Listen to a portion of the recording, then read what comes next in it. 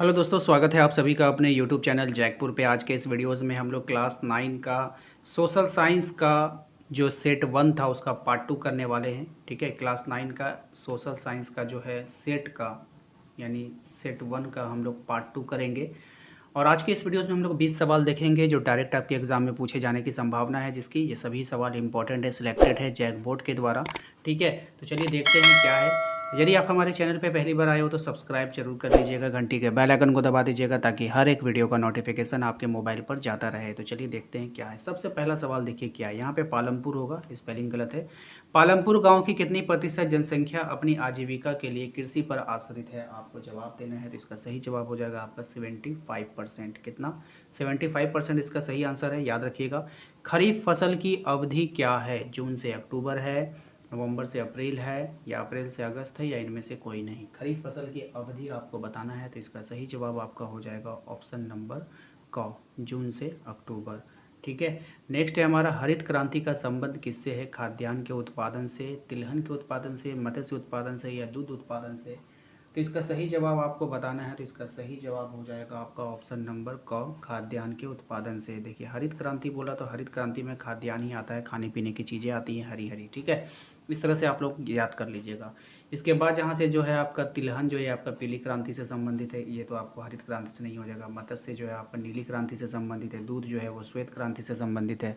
ठीक है, इस सबको भी आप लोगों को याद रखना है। निम्न में से कौन कार्यशील पूंजी का उदाहरण है? तो निम्न में से कौन कार्यशील पूंजी का उदाहरण है आपको बताना है। ठीक है, तो यहाँ पे आप देख लीजिए, औजार ये कार्यशील नहीं हो सकता है, भवन भी कार्यशील नहीं होता है, मशीनें भी नहीं होती, तो नगद पैसा तथा कच्चा माल, ऑप्शन नंबर गो इसका बिल्कुल सही जवाब हो जाएगा।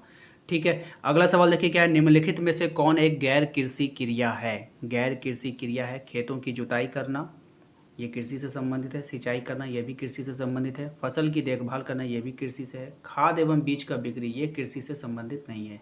ये मार्केट में चला गया तो ये मार्केट का काम हो गया, खेती बाड़ी से इसका कोई लेना देना नहीं है। ठीक है, नेक्स्ट क्या है, पर नीचे दिए गए कथनों को ध्यानपूर्वक पढ़िए।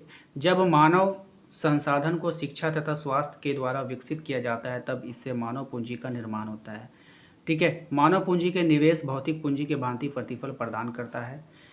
अब आपको बताना है ये दोनों कथन जो है सो कौन सा सही होगा। तो देखिए यहाँ पर जो है कथन 1 और कथन 2 दोनों सही है, ऑप्शन नंबर गो हो जाएगा। ठीक है, अगला है किस प्रकार की जनसंख्या अर्थव्यवस्था की परिसंपत्ति है? तो किस प्रकार की जो जनसंख्या है वो अर्थव्यवस्था की परिसंपत्ति है। ठीक है, आप लोगों को बताना है 27 नंबर। तो इसका सही आंसर हो जाएगा आपका शिक्षित और स्वस्थ जनसंख्या। ठीक है, जो शिक्षित होगा, जो स्वस्थ होगा, वो जो है आपका संपत्ति होगा, है ना। नेक्स्ट है हमारा, नीचे दिए गए कथनों में से कौन कथन बेरोजगारी के सही तरीके से परिभाषित करता है? ठीक है, तो कौन सा कथन? तो इसका सही जवाब हो जाएगा, जब प्रचलित मजदूरी की दर पर काम करने के इच्छुक व्यक्ति को रोजगार नहीं मिलता है। यानी जो मजदूर है वो, जो आप रेट लगाए हैं कि हम जो है मजदूर को 100 रुपया देंगे। ठीक है, आपने रेट लगा दिया, मार्केट का रेट चल रहा है कि 100 रुपया में आपको यहाँ पे मजदूर मिलता है, और वहाँ के लोग जो है मजदूरी करने के लिए तैयार है यानी रेडी है। ठीक है, लेकिन फिर भी उसको काम नहीं मिल रहा है, तो वही हो जाता है आप लोगों का बेरोजगारी। ठीक है, समझ गए। नेक्स्ट देखिए, प्राथमिक शिक्षा में नामांकन के लिए कौन से कार्यक्रम चलाए गए हैं? प्राथमिक शिक्षा में, तो यहाँ पे देखिए आप, एक सेतु पाठ्यक्रम भी चलाया गया है, स्कूल लौटो शिविर भी आपको चलाएगा, तो क और ख दोनों हो जाएगा। नेक्स्ट है आपका मौसमी बेरोजगारी से आपका क्या तात्पर्य है? आपके ऑप्शन आपके सामने है। तो मौसमी बेरोजगारी का जो तात्पर्य होता है, जब किसी खास फसली मौसम में ही रोजगार मिलता है तो उसको हम लोग मौसमी बेरोजगारी कहते हैं। जैसे धान का समय आया तब आपने मजदूर को रख करके धान कटवाया। ठीक है, तो वो हो उस तरह का जो उसके बाद फिर आपका काम हो गया तो उसको आपने काम से हटा दिया, तो इस तरह के जो बेरोजगारी होता है उसको हम लोग मौसमी बेरोजगारी कहते हैं। ठीक है, समझ में आ गया। नेक्स्ट देखिए क्या है, लोकतंत्र का शाब्दिक अर्थ क्या होता है? कानून का शासन होगा, राजा का शासन होगा, लोगों का शासन होगा, या कुछ विशेष लोगों का शासन होगा? तो देखिए लोकतंत्र में क्या होता है, लोगों का शासन होता है, क्योंकि लोग जो है वोट करके अपना नेता को क्या करते हैं, चुनते हैं। ठीक है, तो लोकतंत्र में जो है वो लोगों का शासन ही होगा। अगला सवाल देखिए क्या है, इनमें से कौन लोकतंत्र की विशेषता नहीं है? तो इनमें से कौन लोकतंत्र की विशेषता नहीं है? स्वतंत्र एवं निष्पक्ष चुनाव का मुकाबला, बिल्कुल इसमें चुनाव होता है। एक ही राजनीतिक दल का शासन, ये नहीं होता है। एक ही व्यक्ति एक वोट एक मोल, ये ठीक है। कानून का राज और अधिकारों का आदर, ये भी ठीक है। तो ऑप्शन नंबर ख जो है हो जाएगा आंसर। ठीक है, नेक्स्ट क्या है, इनमें से कौन सा कथन आप गलत है आप लोगों को बताना है। पहला देखिए कौन सा कथन गलत है, लोकतंत्र शासन एक ऐसा रूप है जिसमें शासकों का चुनाव लोग करते हैं। ये तो सही है, बिल्कुल सही बात है। लोकतंत्र में अंतिम निर्णय लेने की शक्ति लोगों के द्वारा चुने हुए प्रतिनिधियों के पास होनी चाहिए। ये भी बिल्कुल सही है। लोकतंत्र शासन का एक रूप है जिसमें वंशानुगत शासक द्वारा शासन चलाया जाता है। ये बिल्कुल गलत हो गया, ठीक है, क्योंकि लोकतंत्र में वंशानुगत नहीं होता, यानी राजा का बेटा राजा नहीं बनेगा, राष्ट्रपति का बेटा राष्ट्रपति नहीं बनेगा, प्रधानमंत्री का बेटा प्रधानमंत्री नहीं बनेगा। जब तक जनता उसको वोट देगी तब वो जीतेगा, फिर उसके बाद वो नेता बनेगा, है ना। तो इसलिए ऑप्शन नंबर गो गलत हो जाएगा। अगला सवाल देखिए, इनमें से कौन सा तर्क लोकतंत्र के पक्ष में अच्छा नहीं है। तो लोकतंत्र मतभेदों और टकरावों को संभालने का तरीका उपलब्ध कराता है, ठीक है। उसके बाद लोकतांत्रिक शासन पद्धति दूसरों से बेहतर है क्योंकि ये शासन अधिक जवाबदेही वाला स्वरूप है। ये भी ठीक है। लोकतंत्र बेहतर निर्णय लेने की संभावना बढ़ाता है। ये भी ठीक है। लोकतंत्र नागरिकों का सम्मान नहीं बढ़ाता है। ये बिल्कुल गलत है। लोकतंत्र में क्या होता है, नागरिकों का सम्मान बढ़ता है क्योंकि उसके पास वोट पावर होता है ना, वो वोट दे सकता है। नेक्स्ट है हमारा, पाकिस्तान में जनरल परवेज मुशर्रफ ने कब सैनिकों की तख्ता पलट की अगुवाई की थी। सैनिक तख्ता पलट कब हुआ था ये आपको बताना था। ये 1999 में हुआ था, याद रखेंगे। नेक्स्ट है, दक्षिण अफ्रीका कब स्वतंत्र हुआ था। ये भी काफ़ी इंपॉर्टेंट सवाल है, तो इसको भी आप लोगों को याद रखना है। ये 1994 इसका सही जवाब है। क्या है, 1994। अगला सवाल है, रंगभेद की नीति इनमें से किस देश में प्रचलित थी। रंगभेद की नीति यानी कि काला गोरा यानी काले लोगों से भेदभाव किया जाता था, ये रंगभेद की नीति थी।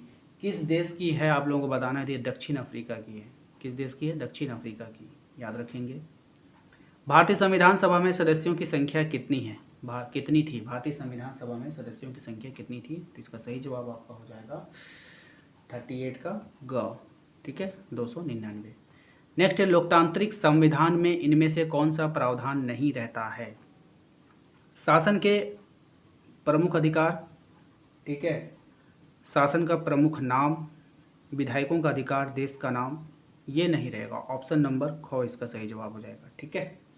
नेक्स्ट देखते हैं क्वेश्चन नंबर 40 में क्या है। भारतीय संविधान सभा ने किस दिन अपना काम पूरा कर लिया था, यानी किस दिन संविधान सभा का कार्य पूरा हो गया था। तो ये आपका हो जाएगा ऑप्शन नंबर बी, 26 नवंबर 1949 को। तो उम्मीद करते हैं कि आपको आज का ये वीडियो पसंद आया है। वीडियो पसंद आया है तो एक लाइक कर दीजिए। चैनल पे यदि पहली बार आए तो सब्सक्राइब करके घंटी के बेल आइकन को दबा दीजिए ताकि हर एक वीडियो का नोटिफिकेशन जो है वो आपके मोबाइल पर जाता रहे।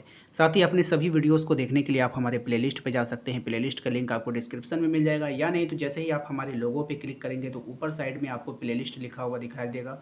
उस प्लेलिस्ट पे क्लिक करेंगे तो आप क्लास 9 के 2022-23 फर्स्ट टर्म वाले फोल्डर पे जाइए। वहाँ पर आपको सभी वीडियो दिख जाएगा। आपके लिए अलग अलग फ़ोल्डर बनाया गया है। आप अपने अलग अलग फ़ोल्डर में जाकर के अच्छे से प्रिपरेशन कर सकते हैं। इसके अलावा आप हमारे WhatsApp group, Telegram group, Instagram group और मेरे सेकंड चैनल के साथ भी जुड़ सकते हैं जहां पर आप लोगों का प्रिपरेशन ऑलरेडी चल रहा है।